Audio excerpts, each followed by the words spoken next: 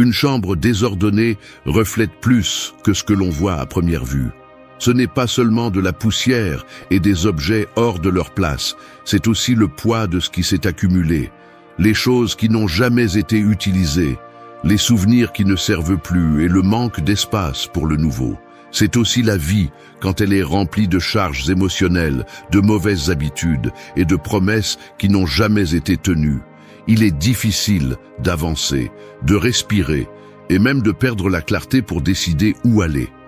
Ranger sa vie n'a rien à voir avec l'apparence ou la perfection, mais avec la survie. Parce que tant qu'on est entouré de bruit, de distractions et de dépendance, l'essentiel reste enfoui. Le stoïcisme l'a compris comme peu d'autres. La liberté n'arrive pas en ajoutant plus, mais en se débarrassant de l'inutile. Elle n'apparaît pas quand tout est calme à l'extérieur, mais quand l'esprit se renforce pour résister à n'importe quelle tempête. Cette vidéo ne cherche pas à embellir avec des mots doux ni à donner des conseils faciles à oublier. Ici, on parle sérieusement, avec la dureté de la réalité et avec la clarté qui dérange, parce que c'est la seule chose qui réveille. Si la vie semble lourde, si les heures se perdent sans direction et que le vide continue de grandir, alors il est temps de prendre des décisions fermes. Ce que vous entendrez ensuite ne sont pas des formules magiques, mais des stratégies stoïciennes pratiques qui exigent discipline, courage et détermination.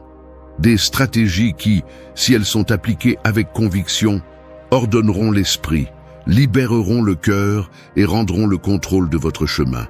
Ici commence ce processus que vous pourrez contrôler. 1. Récupérer la liberté intérieure. Marcher dans un marais avec des chaînes attachées aux chevilles est l'équivalent de vivre piégé par les vices, les impulsions et les habitudes automatiques.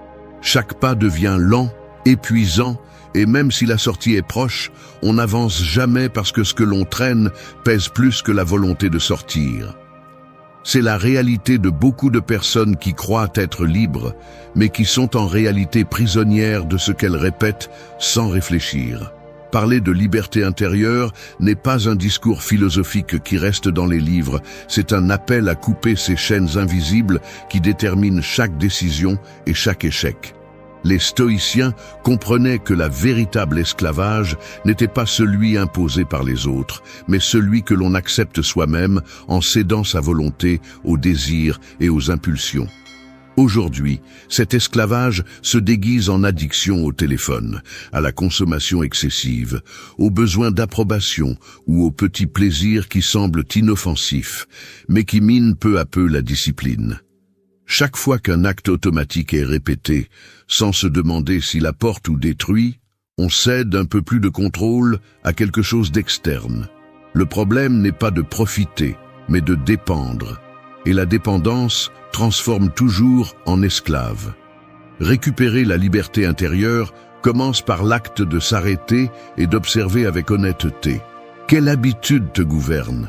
Quelle impulsion s'empare de ton esprit lorsque tu essaies de te concentrer? Cela peut être l'urgence de vérifier les notifications, le besoin de donner son avis dans des discussions inutiles, l'habitude de manger sans avoir faim ou de dépenser ce que l'on n'a pas.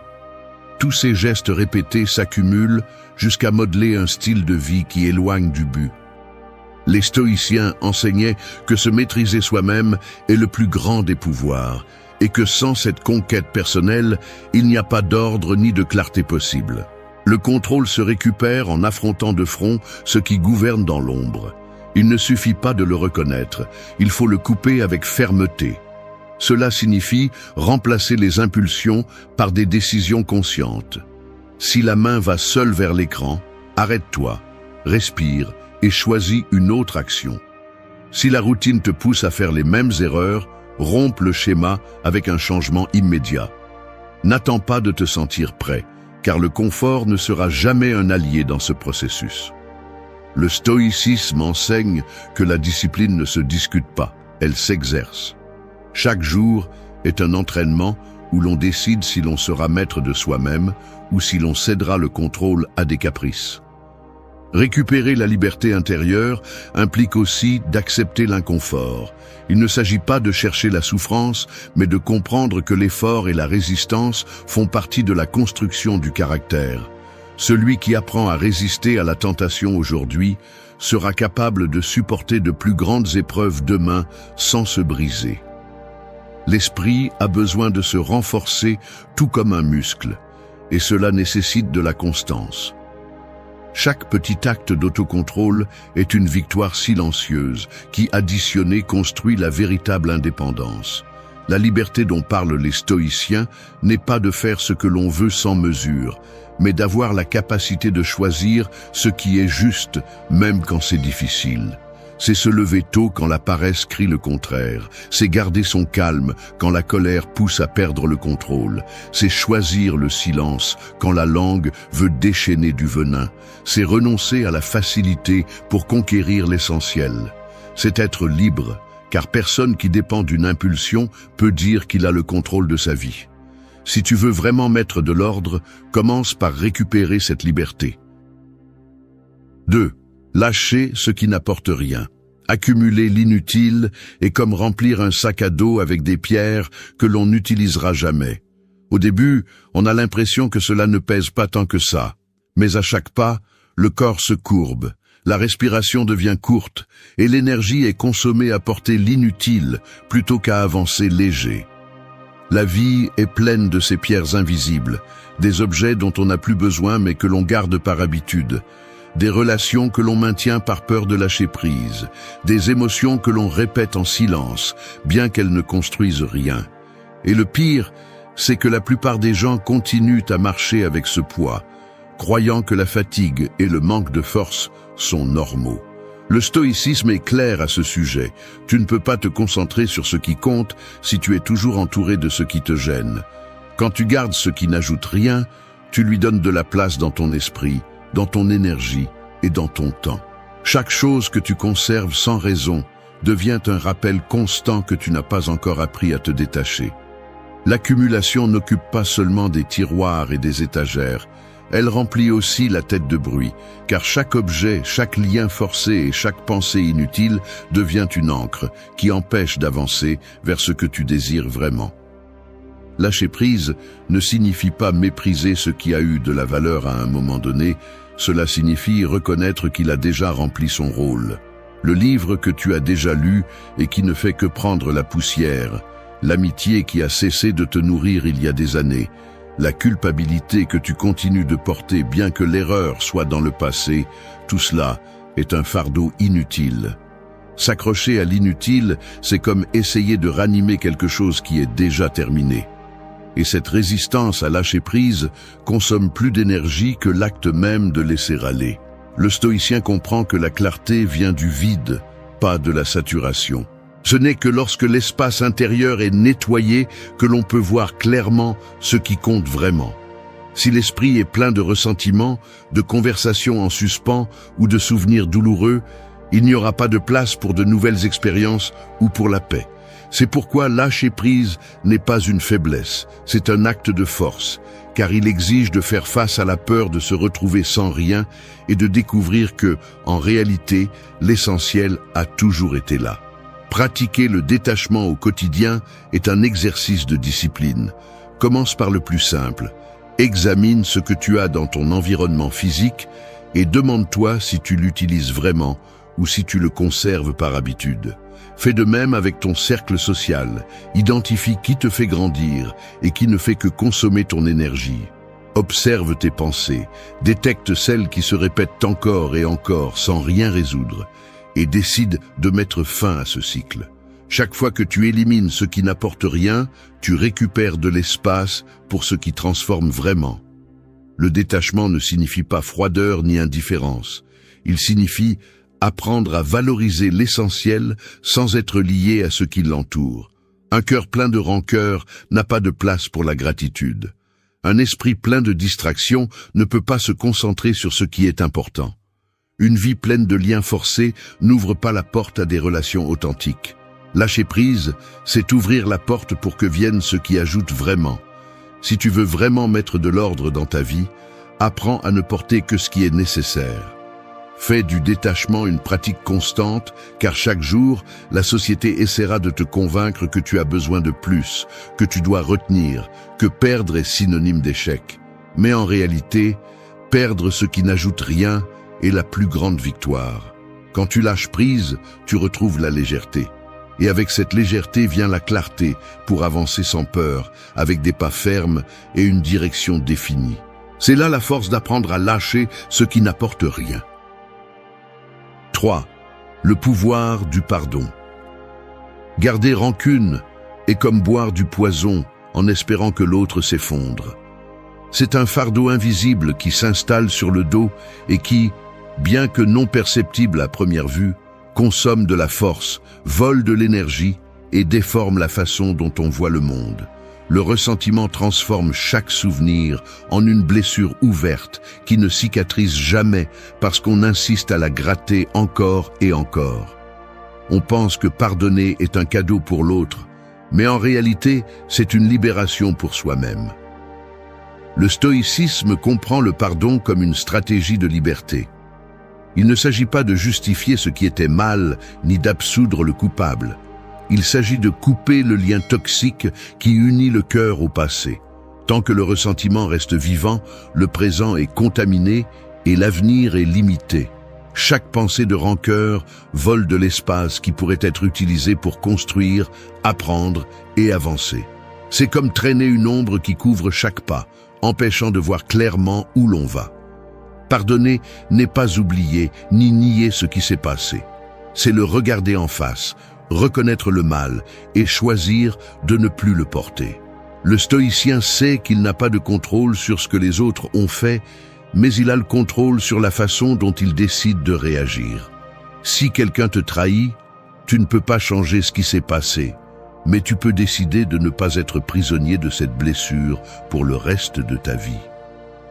Le pardon est un acte de pouvoir, car il brise l'illusion que l'autre continue à dominer tes émotions. Pratiquer le pardon exige du courage. Ce n'est pas un processus immédiat ni facile, mais il est nécessaire. Commence par reconnaître quel ressentiment tu portes avec toi, quel souvenir te fait encore mal, quel nom te pèse encore. Écris-le, exprime-le dans un journal ou à voix basse, révèle ce que tu as gardé caché. Ensuite, demande-toi combien il te coûte de porter ce poids, combien d'énergie tu perds à te souvenir de ce que tu ne peux pas changer. Cette prise de conscience est la première étape pour lâcher prise. Le pardon nécessite aussi de l'humilité. Reconnaître que tous, à un moment donné, nous avons échoué, que personne n'est à l'abri de blesser autrui, même sans intention. Cette compréhension ne minimise pas ce qui a été souffert, mais elle ouvre une perspective plus large. Si tu attends de la compréhension pour tes erreurs, tu peux aussi choisir de la donner aux autres. Et la donner non pas parce qu'ils le méritent, mais parce que ta paix intérieure vaut plus que de rester attaché à une chaîne de haine. Ne pas pardonner, c'est perpétuer le mal. Cela signifie que l'erreur du passé continue de gouverner le présent. Chaque fois que tu te souviens avec colère de ce que quelqu'un a fait, tu permets à cette personne d'avoir encore du pouvoir sur toi. Le pardon coupe ce contrôle et rend l'autorité à ton intérieur. C'est un rappel que ta vie ne dépend pas de ce que les autres ont fait, mais de ce que tu décides de faire avec. Le stoïcien comprend que la vie est trop courte pour la gaspiller à nourrir des rancunes. Chaque minute que tu consacres à la haine est une minute que tu n'utilises pas pour aimer, pour créer, pour grandir. Le pardon libère de l'espace pour la gratitude, pour de nouvelles relations, pour de nouvelles opportunités. C'est comme ouvrir des fenêtres dans une pièce fermée depuis des années. Soudain, l'air entre, la lumière illumine et tout change de perspective. Si tu veux mettre de l'ordre dans ta vie, tu as besoin de cette étape. Pardonner n'est pas un signe de faiblesse, c'est l'un des plus grands actes de force. C'est dire clairement « Je ne vais pas permettre que mon présent continue d'être dicté par les blessures du passé ». C'est déclarer l'indépendance émotionnelle et récupérer. 4. Protéger l'esprit. Une forteresse peut avoir des murs imposants, mais si la porte reste ouverte, tôt ou tard, l'ennemi entre et détruit de l'intérieur. C'est ainsi que fonctionne l'esprit. Peu importe combien d'efforts tu mets à grandir ou à maintenir la discipline, si tu ne fais pas attention à ce que tu laisses entrer, tu finiras dominé par des idées, des voix et des stimuli qui érodent ta force intérieure. La société actuelle n'envahit pas avec des armées, elle envahit avec des notifications, des titres alarmistes, des comparaisons sur les réseaux sociaux et des conversations vides qui semblent inoffensives, mais qui s'épuisent lentement jusqu'à affaiblir la clarté. Le stoïcisme enseigne que protéger l'esprit est un devoir aussi important que de prendre soin du corps. Il ne s'agit pas de se renfermer dans un silence absolu, mais de filtrer intelligemment ce qui nourrit et ce qui intoxique. Chaque nouvelle qui ne cherche qu'à générer de la peur, chaque personne qui décharge sa frustration sur toi, chaque réseau social qui vole des heures sans apporter de valeur, sont comme des soldats ennemis qui franchissent la porte ouverte de ta forteresse. Et si tu ne prends pas la décision de la fermer, ils décideront pour toi comment tu dois penser, sentir et agir. L'esprit est un terrain fertile. Ce que tu y sèmes, y pousse. Si tu plantes des idées de doute, de haine, de peur, ces fruits t'accompagneront chaque jour. Si tu choisis de cultiver des pensées de calme, de but et de résilience, alors tu auras des armes prêtes pour quand les tempêtes arriveront. Protéger l'esprit implique un travail conscient de vigilance, de fixer des limites claires à ce qui entre et à ce qui reste. Parce que tout ce que tu consommes devient une partie de toi, et ce que tu laisses les autres semer en toi définit la qualité de ta vie. La première étape pour protéger l'esprit est d'identifier les sources de bruit. Demande-toi ce qui te laisse épuisé après l'avoir consommé. Cela peut être un journal télévisé qui répète les malheurs sans offrir de solution, un groupe de personnes qui ne parlent que de problèmes, ou même tes propres pensées qui se répètent comme un écho négatif. Reconnaître ces fuites d'énergie est essentiel pour commencer à les fermer.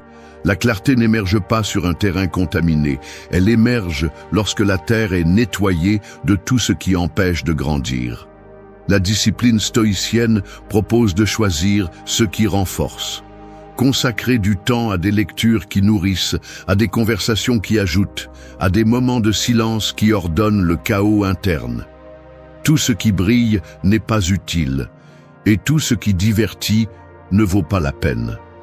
Nous vivons à une époque où n'importe qui peut crier sur la place publique virtuelle, et si tu ne filtres pas, tu finiras par porter des opinions étrangères comme si elles étaient tes propres vérités. Choisis fermement quelles voix tu permets en toi et lesquelles tu rejettes sans culpabilité.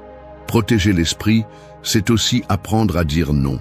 Non à la discussion qui ne mène nulle part, non à la provocation qui cherche à t'entraîner, non à l'addiction déguisée en distraction. Chaque non que tu prononces clairement est un mur qui se dresse dans ta forteresse intérieure.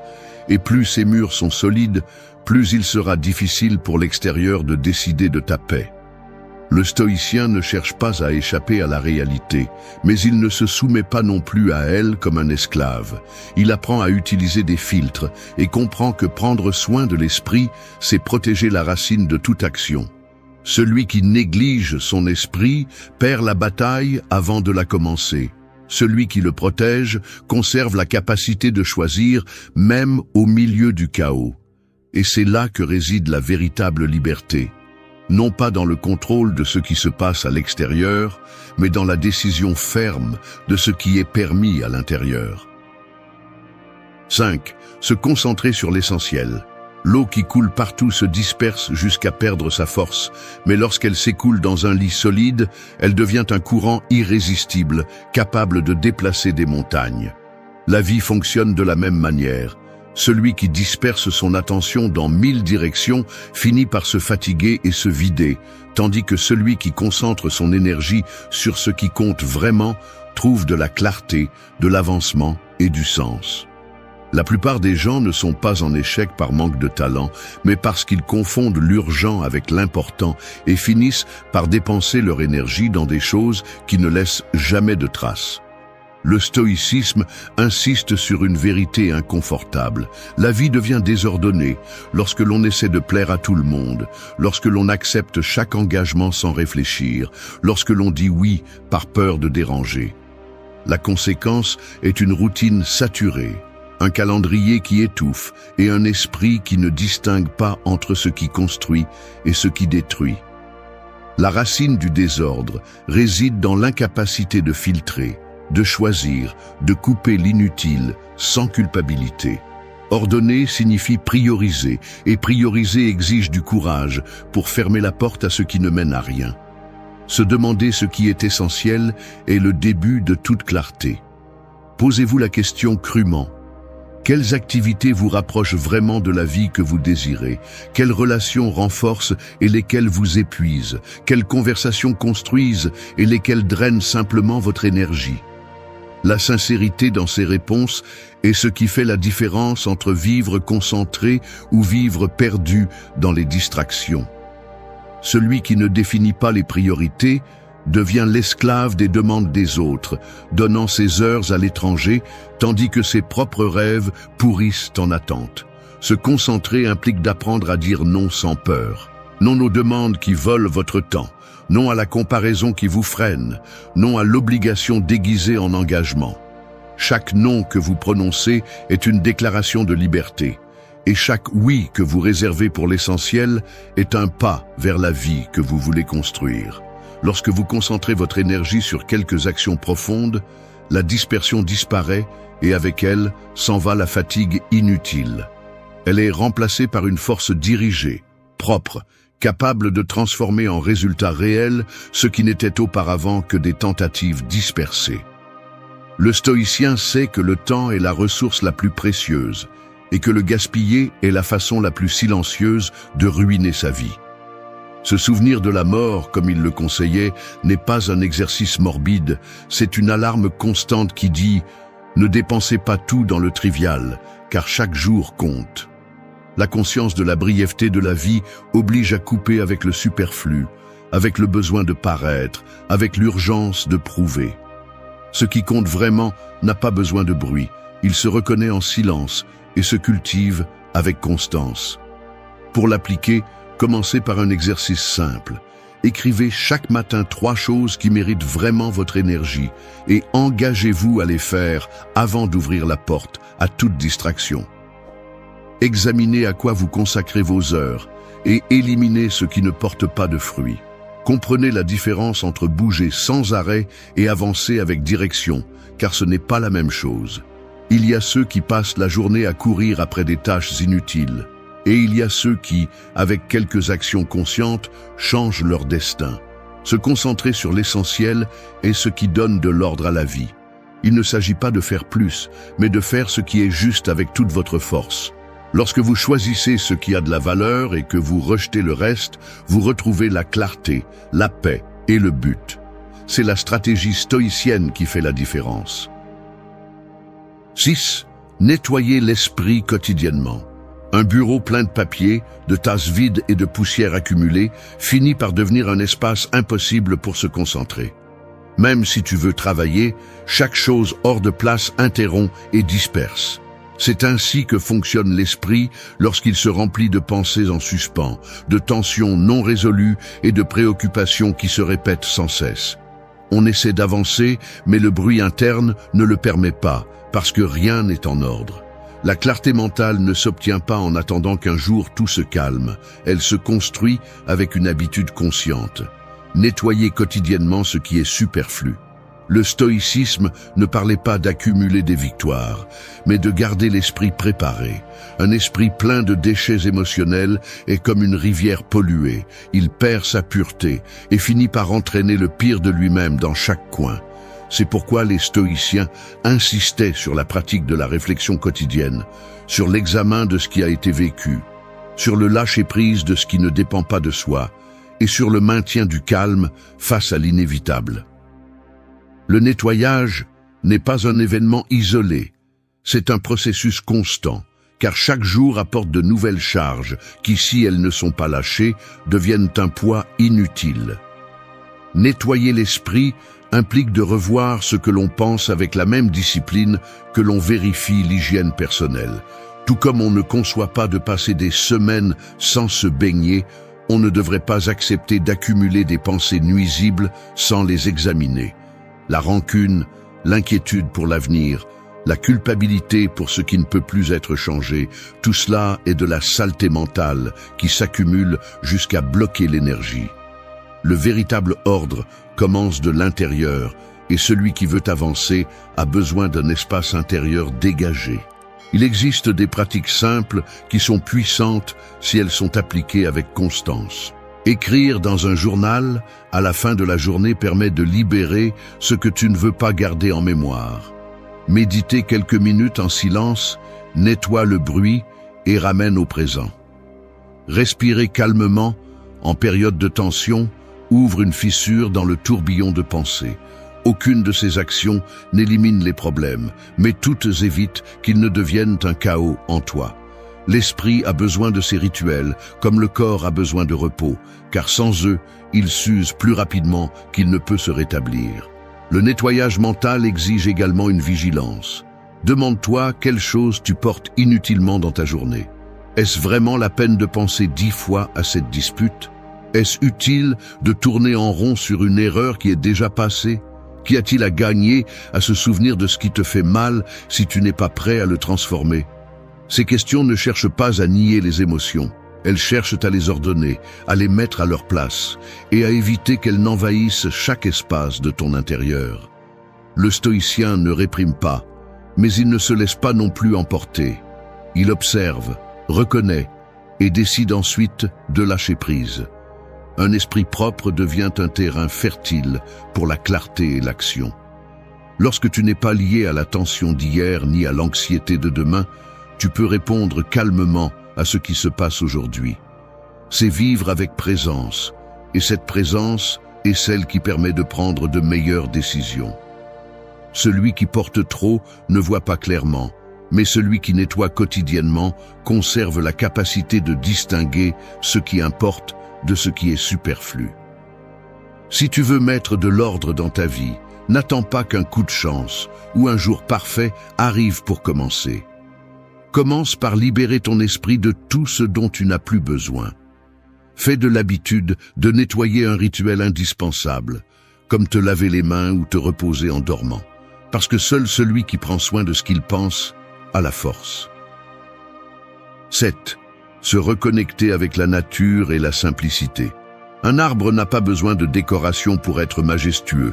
Il n'a pas besoin de bijoux ni d'artifices, juste de grandir fermement vers le ciel avec des racines profondes dans la terre. La grandeur de la nature réside dans sa simplicité, dans cette façon de nous rappeler que l'essentiel a toujours été à portée de main, même si nous l'avons oublié entre les écrans, le bruit et la précipitation. L'être humain, dans son obsession d'accumuler et de compliquer, s'est éloigné de cette source d'équilibre. Il vit entouré de choses qui promettent le bonheur et finit par perdre ce qu'il y a de plus précieux, la capacité de se sentir comblé par la simplicité. Le stoïcisme comprenait que la nature n'est pas seulement un décor, c'est une enseignante silencieuse. Observez comment le soleil se lève chaque matin sans demander la permission, comment les rivières coulent sans s'arrêter ou comment la graine brise la terre pour devenir vie, est une leçon de constance, de patience et de clarté. Se reconnecter à ce rythme naturel aide à organiser l'esprit, car il rappelle que tout ne dépend pas de la volonté humaine et que l'essentiel n'est jamais compliqué. La vie simple est aussi la vie la plus profonde, car elle élimine les décorations inutiles et laisse ce qui soutient vraiment. Se reconnecter à la simplicité ne signifie pas renoncer à tout ce qui est matériel, cela signifie apprendre à apprécier l'essentiel. Respirer calmement, marcher en plein air, observer un lever de soleil ou partager en silence avec quelqu'un de vrai sont des expériences qui redonnent de la perspective. Le bruit social fait croire que le bonheur se trouve dans la grandeur, dans le visible, dans le cher. Mais la clarté apparaît dans l'opposé, dans ce qui n'a pas besoin de masque ni d'excès. Lorsque vous parvenez à ressentir la paix dans le minimum, vous récupérez un pouvoir qu'aucune crise externe ne peut vous enlever. Le détachement se renforce également au contact de la nature. Marcher entre les montagnes ou s'asseoir face à la mer rappelle combien nous sommes petits et combien il est inutile de s'accrocher à ce qui est superflu. Cette expérience d'insignifiance n'est pas humiliante, elle est libératrice. Parce que si vous comprenez que vous faites partie d'un tout plus grand, que votre temps est limité et que l'extérieur est hors de votre contrôle, alors vous choisissez mieux comment vivre. Le stoïcien trouvait dans la nature non seulement du calme, mais aussi un guide sur comment accepter l'inévitable avec sérénité. Pratiquer la simplicité exige un acte conscient de couper ce qui intoxique. Moins d'objets que vous n'utilisez pas, moins de conversations qui n'apportent rien, moins de complications créées par le besoin de paraître. La société moderne vend l'idée que posséder plus est égal à vivre mieux, mais l'expérience prouve le contraire. Plus vous accumulez, plus vous dépendez, plus vous vous chargez, moins vous profitez. Le véritable ordre émerge lorsque vous décidez de revenir à l'essentiel et découvrez que la paix n'est pas dans ce qui manque, mais dans ce que vous avez déjà.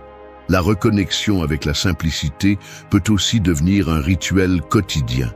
Marchez pieds nus quelques minutes, éteignez l'écran pour contempler le ciel nocturne. Remerciez un verre d'eau fraîche comme si c'était un trésor, parce qu'en réalité c'est le cas. Ces actes minimes, répétés avec conscience, redonnent au corps et à l'esprit une sensation de calme que rien d'artificiel ne peut remplacer. La vie ordonnée ne se construit pas en accumulant, elle se construit en lâchant prise et en appréciant les petites choses et les détails, quels qu'ils soient. 8. Valoriser et bien utiliser le temps. Le tic-tac constant d'une horloge ne progresse pas pour te rappeler l'heure, mais pour te rappeler que la vie se raccourcit à chaque seconde qui passe. Le temps ne demande pas la permission et n'attend pas que tu sois prêt, il suit simplement son cours. Et pendant ce temps, beaucoup le traitent comme si c'était une ressource illimitée, le gaspillant en distraction, le donnant à des personnes qui ne le valorisent pas, ou le gaspillant en soucis qui ne résolvent jamais rien. L'ironie est que tout le monde dit vouloir plus de temps, mais peu osent prendre soin de celui qu'ils ont déjà. Le stoïcisme l'a bien précisé. La seule chose que nous possédons vraiment est le présent, ni le passé qui n'existe plus, ni le futur qui n'est pas encore arrivé, seulement cet instant qui, si tu ne l'exploites pas, devient de la poussière de mémoire. C'est pourquoi les stoïciens se souvenaient de la mort comme un exercice de lucidité.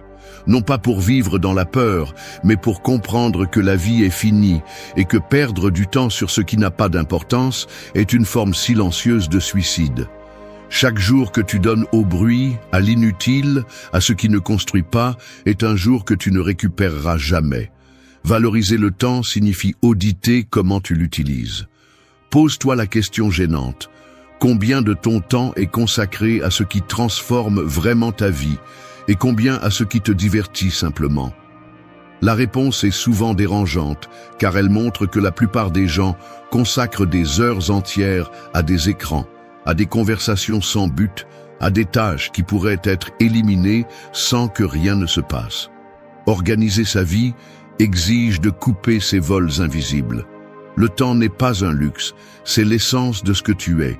Et en prendre soin, c'est prendre soin de toi-même. Bien utiliser son temps ne signifie pas le remplir d'activités, mais lui donner du sens. Certains courent d'un endroit à l'autre toute la journée et arrivent le soir vides, tandis que d'autres font peu de choses mais essentielles et se couchent avec la paix d'avoir progressé. La différence réside dans l'intention avec laquelle tu choisis tes actions. Chaque matin, tu devrais te demander « Qu'est-ce qui mérite mon attention aujourd'hui? Qu'est-ce qui aura un impact? Qu'est-ce qui me rapproche du type de vie que je veux ?» Si tu ne le fais pas, d'autres décideront pour toi et tu finiras par dépenser ton énergie à répondre aux attentes des autres. Le temps est également respecté en posant des limites. Dire non à ceux qui volent des heures sans offrir de valeur, dire non à ceux qui cherchent à profiter de ta disponibilité, dire non à la tentation de te perdre dans les distractions. Chaque non que tu protèges est un oui à ta vie. Et chaque fois que tu priorises l'important, Même si cela dérange, tu récupères un fragment de liberté. Le stoïcien comprenait que protéger le temps, c'est protéger la possibilité de vivre avec un but. Valoriser le temps, c'est aussi apprendre à être présent. Il ne sert à rien de planifier un avenir parfait si tu n'es pas capable de vivre cet instant. Le passé n'existe plus et l'avenir n'est jamais sûr. La seule chose réelle est ce moment, et si tu le vis avec conscience, le reste s'arrange. C'est la véritable richesse, non pas la quantité d'heures que tu as, mais l'intensité et la clarté avec lesquelles tu les utilises. Si tu cherches de l'ordre, commence par ton calendrier interne. Arrête de te tromper en pensant qu'il y aura toujours un demain. La vie se consomme aujourd'hui, et ce que tu fais avec cette journée définit la direction de tout ce qui vient. Utilise ton temps comme un guerrier qui défend ce qui est sacré, car chaque minute est vie, et la perdre sans sens est la plus grande défaite.